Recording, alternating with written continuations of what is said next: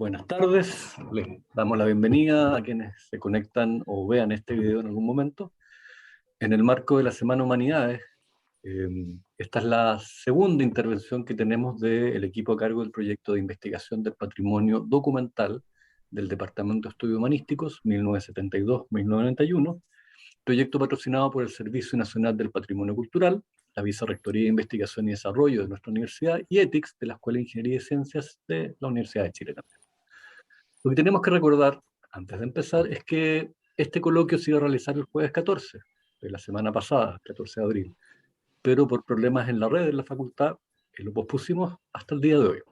Ahora, no obstante eso, parte del equipo sí pudo mostrarnos su coloquio, sus avances, y el pasado miércoles 13, Benjamín Armijo y Michael Reynolds, que son el resto de los miembros de este proyecto, presentaron los archivos encontrados del Departamento de Estudios Humanísticos de la Facultad de Ciencias Físicas y Matemáticas, una historia de la relación entre humanidades, ciencia y artes en Chile, 1970-1990. Este coloquio lo pueden ver grabado en el muro de Facebook de ETICS y también en nuestro canal de YouTube, tal como va a estar esta misma presentación. En esa instancia,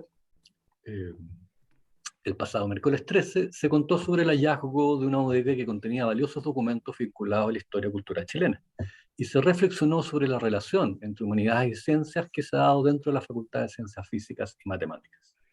Recordemos que el Centro de Estudios Humanísticos de nuestra universidad, la Universidad de Chile, se funda en el año 1963 durante el decanato del profesor Enrique Etiñí, bajo la dirección de Roberto Torretti. En 1972, el centro fue erigido como departamento de la sede occidente de la Universidad de Chile, pudiendo así prestar sus servicios a un universo más amplio de estudiantes. En este contexto, se ofrecieron a los estudiantes cursos de disciplinas de las humanidades y dentro del departamento un grupo de profesores vinculados a la literatura. Comenzó un trabajo que desafió los géneros tradicionales del arte y la comunicación a través de nuevos dispositivos críticos. En el colectivo teórico editorial participaron destacados nombres de la cultura chilena, como por ejemplo, entre otros, Ronald Kay, Catalina Parra, Eugenio Ditbor, Raúl Zurita, Nicanor Parra, Diamela Eltit, entre varios más. En esta segunda exposición, la de hoy día, se hará referencia a los documentos que componen el archivo. Así, en primer lugar, Isabel Cáceres, quien es archivera del proyecto, explicará qué es un fondo documental y cómo está compuesto este fondo del Departamento de Estudios Humanísticos. Y, posteriormente, para finalizar, Jimena Vergara, jefa del proyecto y profesora de ETICS, hará una referencia a un conjunto de materiales valiosos para el campo cultural chileno, como lo es la revista Manuscritos. Entonces, por favor, Isabel. Muchas gracias, Andrés, por la presentación. Estoy muy agradecida de poder tener esta instancia como parte del equipo para poder explicar los contenidos del fondo documental y cómo ha sido este proceso de trabajo. Voy a compartir mi pantalla para hacer la presentación.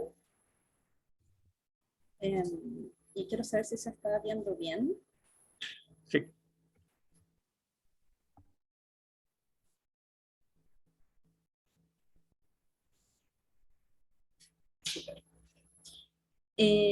En principio, o en primer lugar, nuestra presentación que elaboramos con Jimena, quien viene a continuación mío, se llama El precio de la historia o las joyas encontradas en la bodega del Departamento de Estudios Humanísticos de la Facultad de Ciencias Físicas y Matemáticas de la Universidad de Chile. Ya esta presentación, como lo mencionó Andrés, ¿verdad? Es parte o se desarrolla en el marco de la investigación del patrimonio documental del Departamento de Estudios Humanísticos, con un rango de fecha entre 1972 y 1991.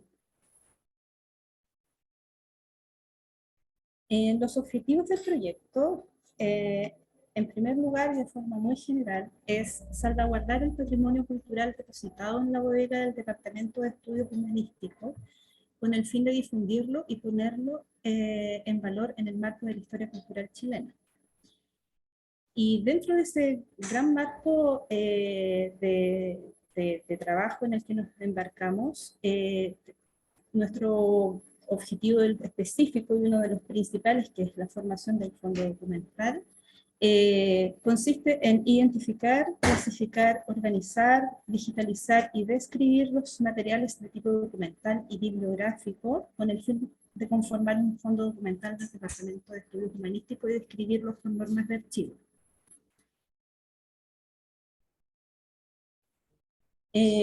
Para abordar este objetivo,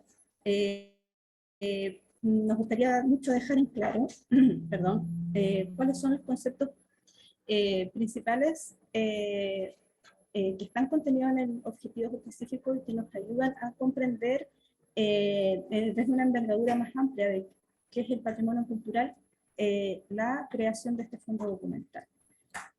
Bien, vamos a partir por el concepto de salvaguardia. Hay algunas definiciones importantes que desarrollada por la UNESCO a partir de todo su trabajo elaborado para salvaguardar el patrimonio documental y patrimonio inmaterial. Y este concepto, que es muy importante, podría englobar el conjunto de actuaciones relativas al patrimonio cultural, incluyendo su preservación, pero también otras actuaciones no menos importantes, como la adquisición, la selección, análisis, catalogación, clasificación y digitalización, diseños de estrategias de acceso y difusión. Es decir, comprende una serie de acciones con el cual, al acercarnos al trabajo de la bodega, implica el desafío de no solamente detectar cuáles son los elementos más valiosos de las joyas que contienen ahí, sino ordenarlo, clasificarlo, digitalizarlo y ponerlo en acceso. Todas esas acciones que uno desarrolla en el trabajo que hemos ido desarrollando en el proceso de este proyecto son considerados por la UNESCO como una salvaguardia. Bien, ¿para qué? Para poder tener un fondo documental, por ejemplo, o un conjunto de objetos o de colecciones que puedan, en principio, poder tener, que puedan lograr tener significado dentro de una comunidad y que además ese patrimonio documental pueda estar accesible. Otro concepto importante, entonces, que es el de patrimonio documental, consiste en que son documentos, o el patrimonio documental es producido en el marco de la actividad humana. Los documentos pueden tener características relevantes y ser símbolo de la memoria colectiva de un pueblo, de una nación, región o sociedad. Y a través de su soporte contenido, los documentos reflejan la diversidad de los pueblos, las culturas y los idiomas. Hay una segunda sección, un poco más específica, que consiste en que el patrimonio documental comprende los documentos o grupos de documentos de valor significativo y duradero para una comunidad, una cultura, un país o para la humanidad en general, y cuyo deterioro supondría un empobrecimiento perjudicial. Es decir, el carácter significativo del patrimonio documental solamente puede lograr ser evidente con el paso del tiempo. Y la tercera acepción que hemos estado trabajando, ¿verdad? Y sobre el cual vamos a abordar en esta presentación es el de fondo documental. ¿Bien? Las definiciones sobre fondo documental y patrimonio documental han sido detectadas por UNESCO, pero también hay una entidad que es el Consejo Internacional de Archivo, que es el que se dedica a generar diversas directrices y definiciones sobre los conceptos más comunes cuando uno trabaja con archivos. Y el fondo documental es definido como un conjunto de documentos que, independiente de su soporte o tipo documental, son generados y acumulados por personas, familias e instituciones en el transcurso de sus actividades y funciones como productora. Un fondo lo componen distintos tipos de materiales, como por ejemplo directrices institucionales, memorándums, declaratorias, declaratorias de principios, cartas, nóminas de personas, documentos financieros, fotografías, videos, audios, y a veces también pueden contener algunos objetos. Bueno, en el trabajo en el que hemos estado abocados ya durante una buena cantidad de meses, para hacernos cargo del material que se encontraba en bodega, una de las primeras cosas que hicimos fue abocarnos a la identificación para detectar las características materiales y el contenido de una perspectiva real que permitiera realizar el trabajo de clasificación y de ordenación. En este trabajo de identificación detectamos que los materiales que estaban contenidos en la bodega tienen un volumen, sí, tienen un volumen de aproximadamente 22 cajas, que eso en números más pormenorizados significa que en estos momentos la Facultad de Ciencias Físicas y Ciencias Físicas y Matemáticas, dentro de su historia, y en la fundación o en el desarrollo del Departamento de Estudios Humanísticos, logró acumular alrededor de 1.200 documentos que hablan de la historia de este periodo y de esta entidad. Eso corresponde a 4 metros lineales de documentos, a 3.289 ejemplares de libros, no títulos, ejemplares de libros, entre las cuales hay múltiples fotos. Eso, en resumidas cuentas, es considerado, desde mi punto de vista, un fondo documental bastante grande. Son 20 años de historias las que están contenidas en estos materiales y que conforman el patrimonio documental de la facultad y sin duda de la Universidad de Chile.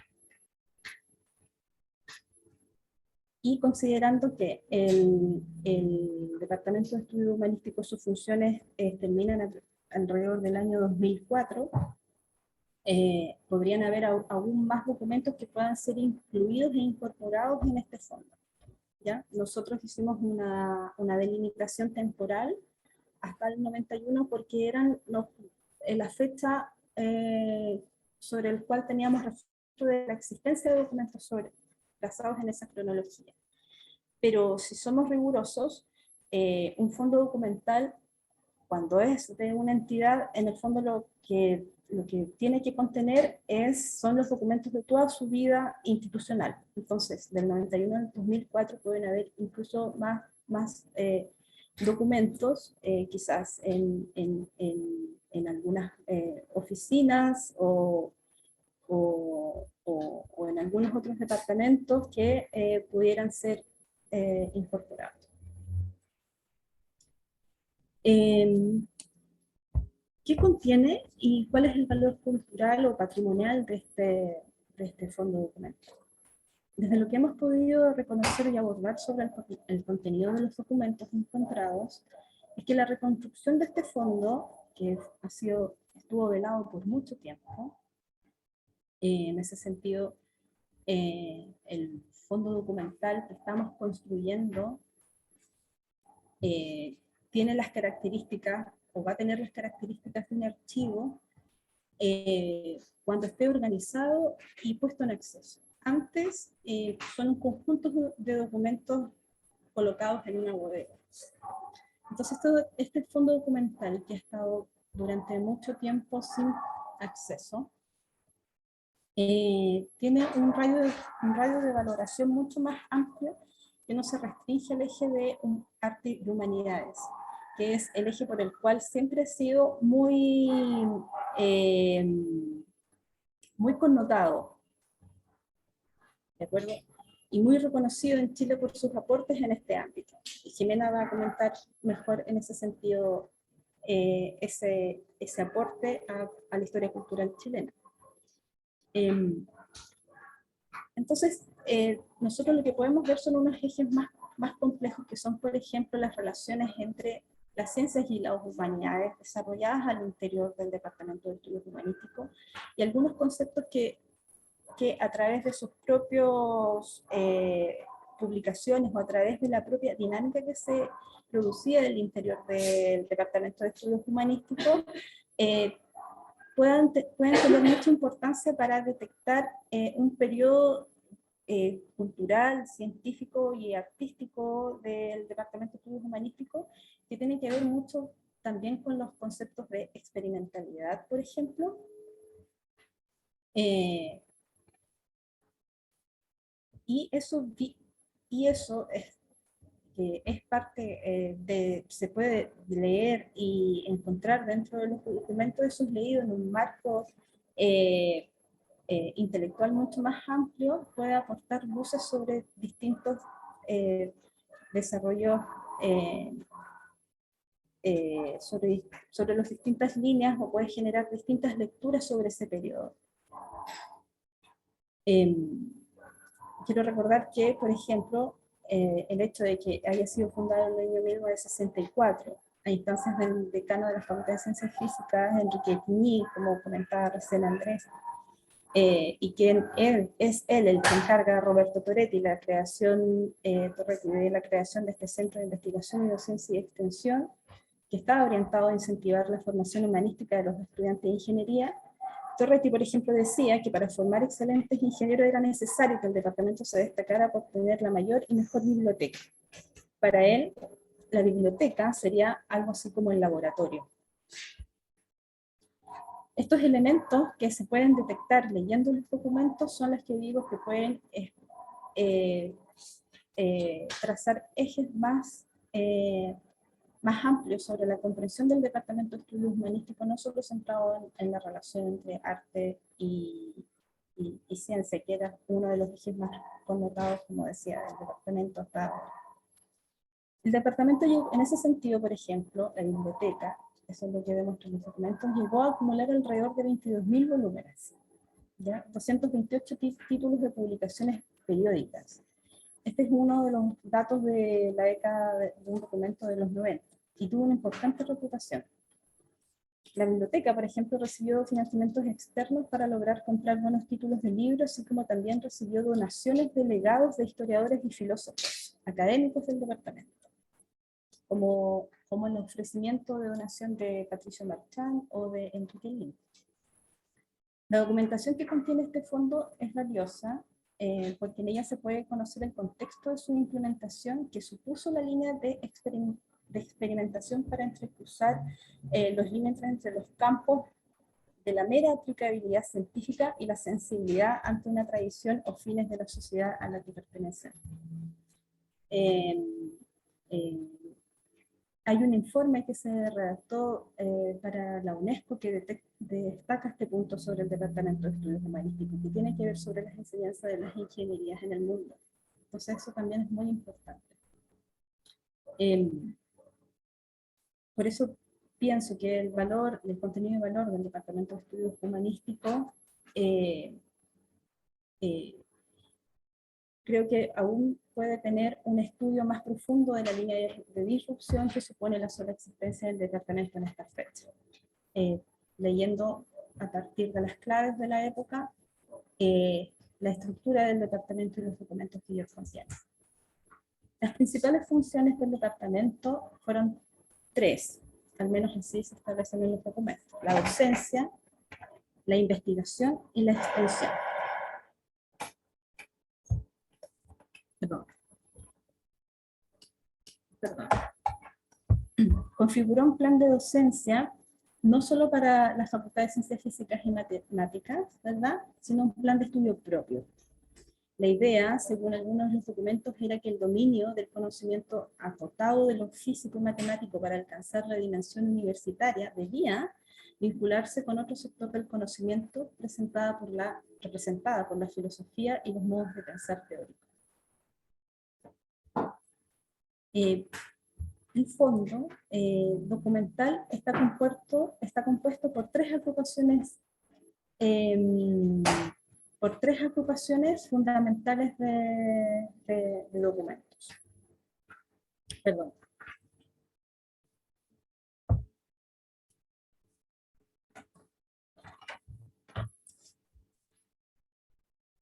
¿Qué son?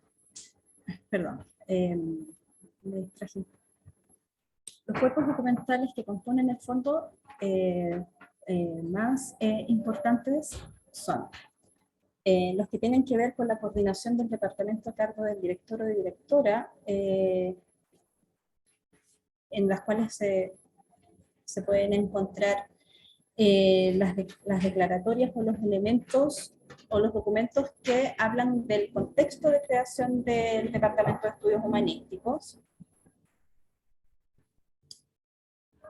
Eh, También están los documentos que hablan de la coordinación de las finanzas del Departamento de Estudios Humanísticos, que generalmente estaban a cargo de los inventarios, de las acciones de contabilidad del departamento. Y encontramos también los documentos que hablan de la coordinación docente y académica, ¿ya? Que se encargaba de generar los planes de estudio, los programas académicos, la revisión de matrículas de alumnos nuevos, gestionar las pruebas de admisión, gestionar los cursos agrupar y gestionar los antecedentes de los académicos. En ese sentido, por ejemplo, podemos ver que algo muy valioso que creo que tiene este fondo, que son las fichas de los académicos. Fichas y expedientes de académicos, en la cual, por ejemplo, podemos ver la ficha de Nicanor Parra, creada por la Universidad de Chile cuando se incorpora a la realización de clases para el Departamento de Estudios Humanísticos. Y el cuarto grupo lo representan las ediciones del Departamento de Estudios Humanísticos. En ese sentido, y que es por el cual ha sido mucho más connotado, como decía al principio, el desarrollo de su gestión, porque fue muy disruptiva la generación de sus publicaciones. Y es muy interesante que el departamento, por ejemplo, haya tenido su editorial propia. Y quería en el marco de, de mencionar ese gran grupo de documentos que también componen el fondo documental, que son las diferentes ediciones que se hicieron sobre catálogos de artistas o bueno, la revista Manuscritos, que es una de las más famosas también, eso lo va a comentar Jimena, es que la editorial tenía también una función muy específica, y por eso quería destacar esta publicación, porque, por ejemplo, en su primera portada sobre la traducción que hizo Ronald Kay al origen de la obra de arte de Martin Heidegger, dice que esta publicación está destinada a los estudiantes de la Universidad de Chile. Entonces, esto denota y demuestra que el fondo documental, en el fondo documental podemos encontrar varios otros elementos que pudieran ser un signo de la época mucho más importante o de gran relevancia si se lee dentro de las claves de la historia de lo que fue el Departamento de Estudios Humanísticos a partir de los documentos que se encuentran en el fondo documental. Esta publicación, que es de 1976, por ejemplo, se podría detectar o revisar si acaso las otras distintas traducciones realizadas sobre Martin Heidegger podían tener también una especie de correlato o de análisis, por ejemplo, sobre la propia traducción y su incorporación, así como la de otros académicos, para que fuera publicada y estuviera presente en esta editorial. Creo que eso es bastante relevante y es parte de las joyas también encontradas en el fondo. Y en ese sentido, mencionar que también hay, y Jimena también hablará de eso, hay en el fondo documental, en este grupo de materiales editados, copias que actualmente son únicas en Chile. Eso también es muy relevante considerando que estamos trabajando para poder tener la salvaguardia de este material y poder dar acceso a ellos.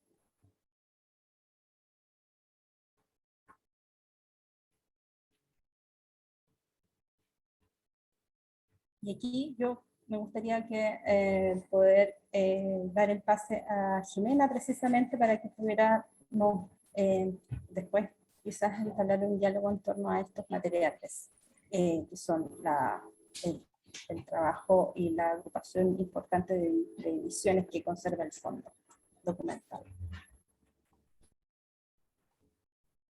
Bien, yo continúo la presentación, si me deja Sí. compartir, Ujú. centrándome en algunos de los aspectos que mencionó Isabel.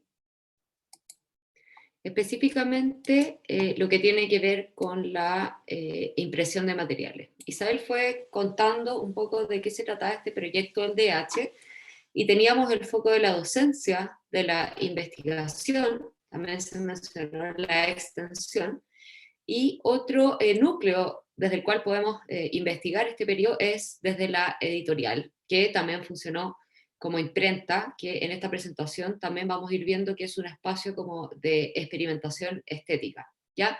En esta editorial se realizaban ediciones, también impresión de materiales que eran elaborados por académicos estudiantes, como vimos en la diapositiva reciente. Hay traducciones de autores justo como Heidegger y también análisis de obras. Publicaban académicos y también estudiantes, y como una de las partes del fondo estaba estos libros y revistas. ¿Ya? En total son más de 40 títulos.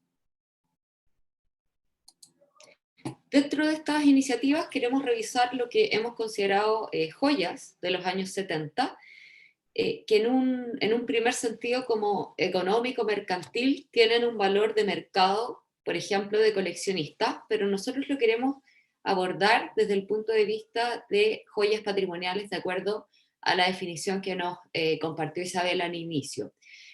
Vamos a hacer una mirada panorámica y descriptiva, más que analítica, para contar qué son estos materiales y también qué potenciales investigativos pueden tener, desde dónde se pueden ir observando. Si los miramos, en general se trata de publicaciones que van vinculando las artes visuales, la literatura y también la experimentación en la década del 70, en donde en un ambiente político y social muy complejo, también como señala Isabel, generalmente son números únicos y tenían una impresión limitada. Por lo tanto, en muchos de los materiales uno se encuentra con el número, el número de la impresión. Otro aspecto relevante es que por medio de estas publicaciones pudo circular materiales de Nicanor Parra, de Enrique Lin, también de Ronald Kite, de Raúl Zurita, entre otros. Considerando este panorama, ahora quiero que vayamos explorando descriptivamente tres materiales, y el último es más bien una experiencia. Primero la revista Manuscritos, luego catálogos del grupo Visual, y también lo que fue la experiencia de la tentativa Artaud. En primer lugar tenemos la revista Manuscritos, de la cual en el fondo se conservan aproximadamente 150 copias, y algunas tienen un sobre amarillo original que estaba pensado para que las revistas se enviaran a universidades en el extranjero, lo cual, por razones que aún desconocemos, no sucedió. Manuscritos tuvo un número único, fue del año 75, estuvo dirigida por Christian Huneus, que en esa época era director del departamento, y fue editada por Ronald Kite, quien era un filósofo, también un teórico de arte y profesor del DH, y autor de publicaciones relevantes como del espacio de acá. Christian Huneus, por ejemplo, habla en un libro, es decir, un libro que se llama Un amigo en Chile, tras la huella de Christian Huneus, que es de Tony Gould, en donde él va relatando qué es lo que pasó con esta revista, y una de las informaciones que se arroja es que luego de la publicación de esta revista, Huneus fue expulsado, ¿ya?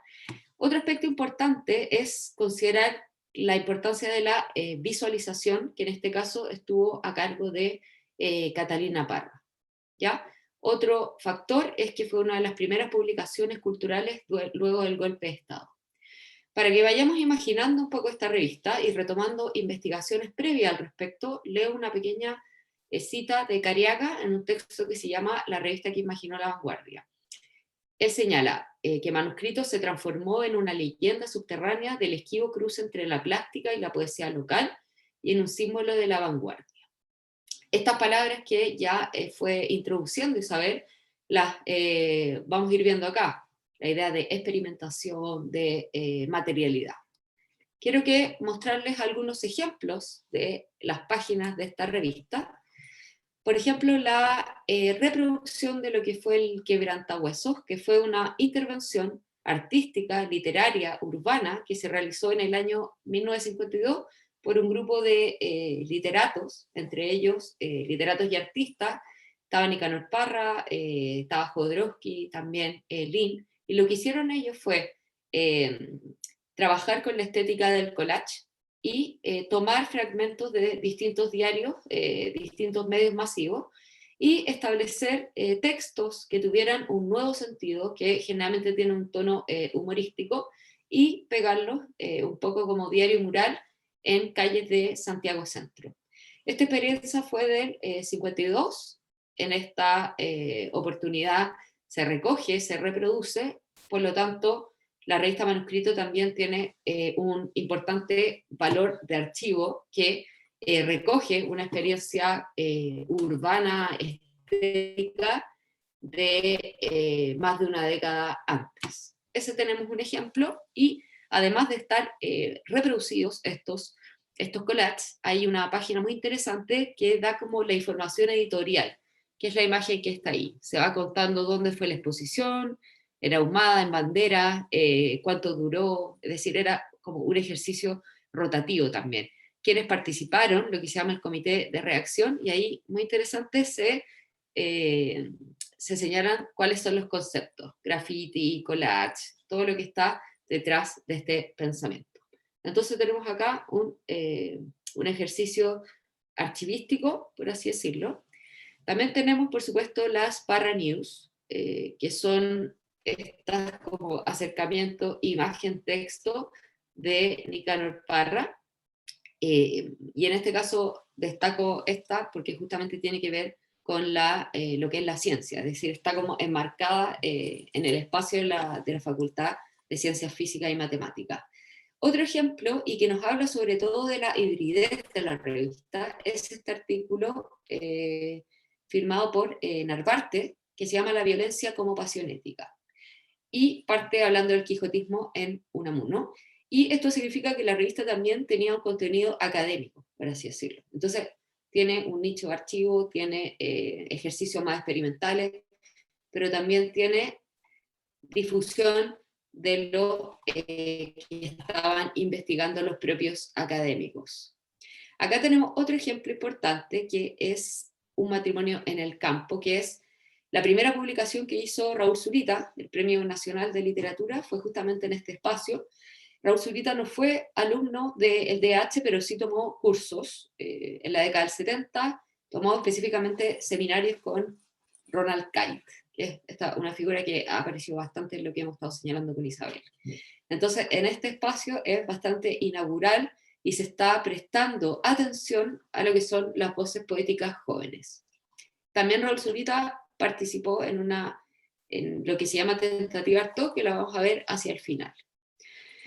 Otro aspecto importante, que ya se escapa de lo que es la experimentación, la creatividad, tiene que ver con una especie de catálogo que se presenta al final de la revista, en donde se hace mención a todas las publicaciones del DH, hasta la fecha. Entonces, si uno quiere un poco recomponer la historia de esta editorial, ahí tiene un primer insumo historiográfico, y lo mismo para la última página, que la página de cierre, en donde se hace una especie de síntesis de quienes han sido los directores del DH. Entonces también tenemos insumos que nos sirven para ir construyendo una historia con datos fidedignos.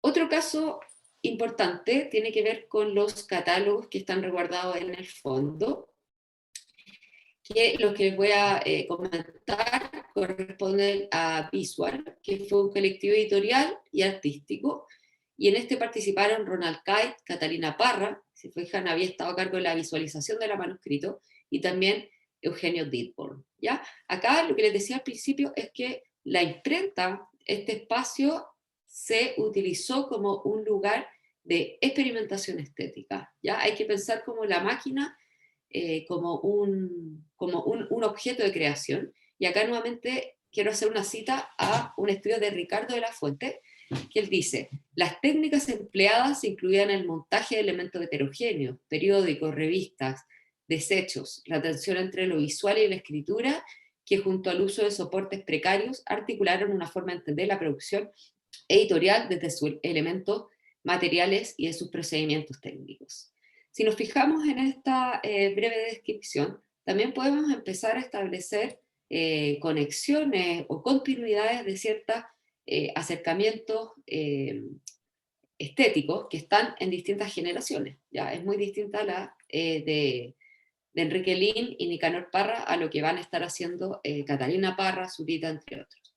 Dentro de los materiales del fondo quisiera comentar mostrárselos, que son trabajos colectivos que acompañaron las obras exhibidas en la Galería Época en el año 1977. ¿Ya? Catalina Parra expuso Imbunches, que hace referencia a esta mitología. Después, Wolf Bostel, del grupo Fluxus, él hizo la exposición Bostel, el huevo, Media Environment, y Eugenio Dittborn, Final de pista.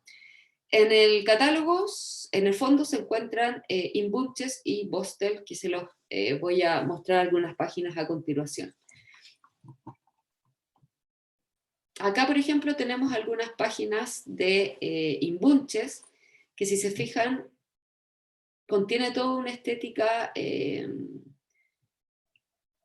surge muy desde la experimentación entre la imagen y la palabra, ¿ya?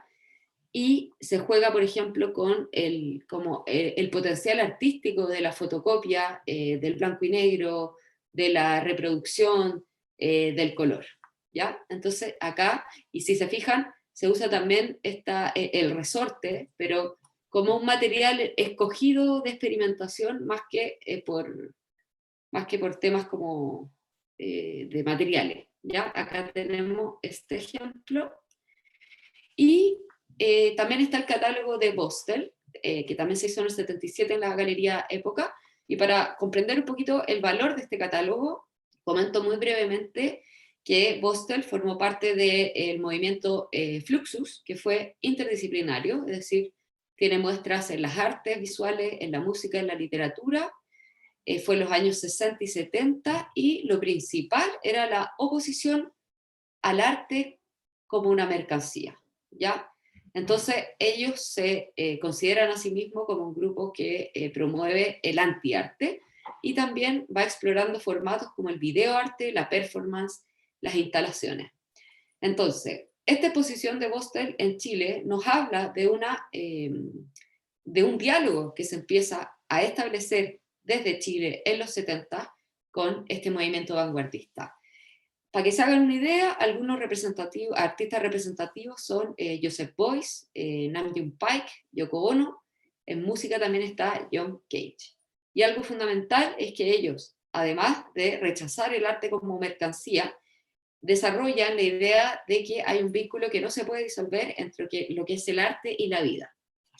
En este sentido, en el catálogo, por ejemplo, se reproduce una especie de manifiesto en donde dije en 1961, vida es arte, arte es vida. Estas son palabras de Foster que están acá, ¿ya?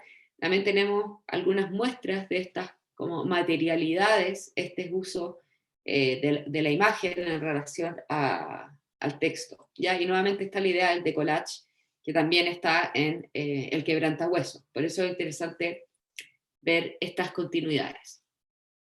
Un último ejemplo que quisiera mencionar es el de la tentativa Artaud, que lo consideramos una joya inmaterial, en el sentido de que no hay propiamente tal una publicación en el fondo que se pueda, por así decirlo, tocar, pero lo importante es que se realizó en el contexto del DH cuando estaba en la calle República.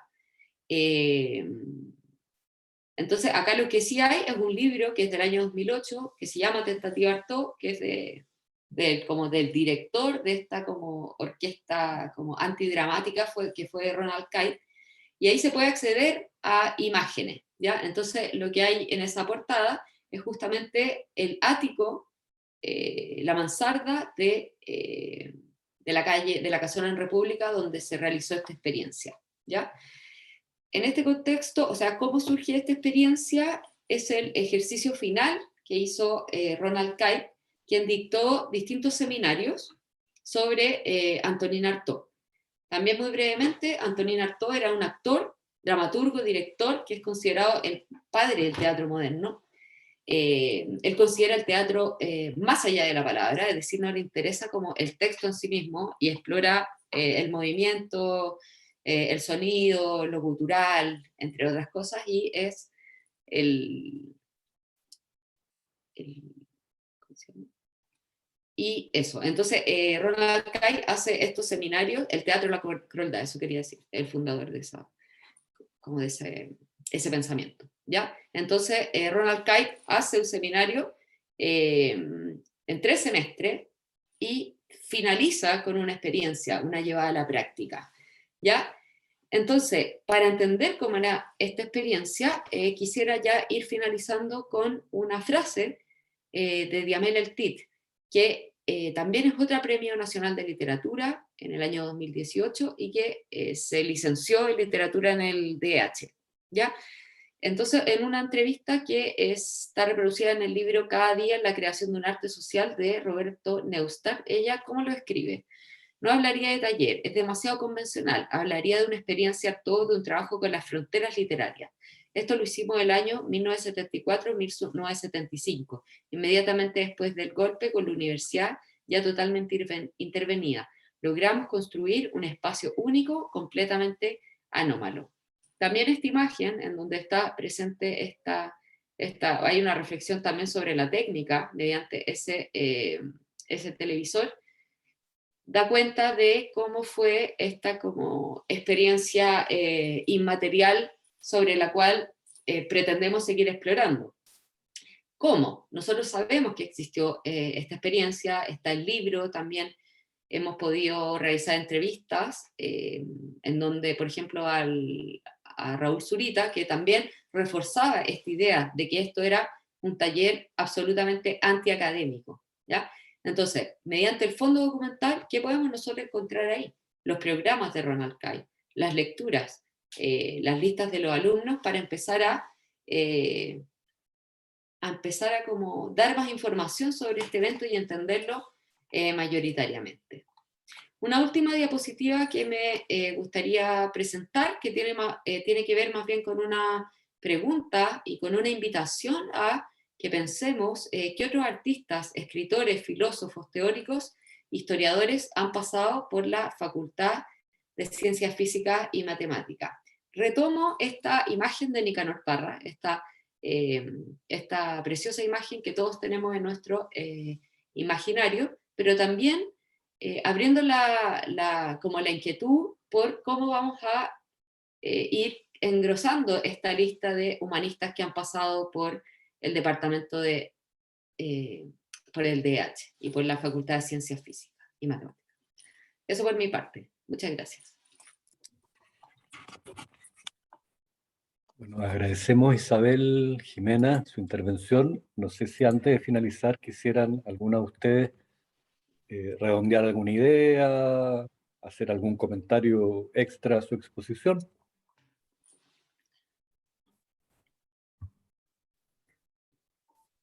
Sí, a mí me gustaría aportar que dentro de lo que se espera como resultados del proyecto está la elaboración de la guía del fondo documental. Y esa guía del fondo documental debería también estar, por supuesto, ser de acceso público para que estos materiales, como comentaba en la exposición, pudieran ser accedidos y pudieran ser estudiados con más pormenorizadamente. Todavía nos queda mucho desarrollo dentro del proyecto. dentro del cual está considerado generar algunas digitalizaciones de los documentos que tengan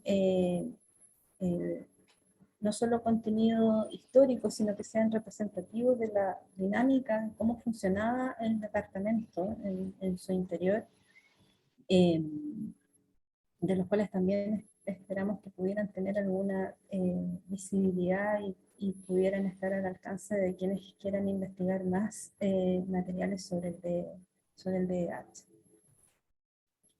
Eso por una parte.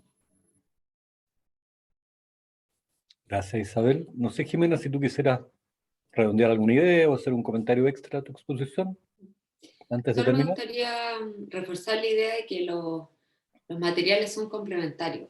¿Ya? Esta idea del fondo, que son estos papeles institucionales, muchas cartas, oficios, pueden ir en relación con la literatura, con estos materiales que comentábamos. Ya unos se complementan a los otros y en conjunto van a permitir tener más nociones historiográficas de la época también.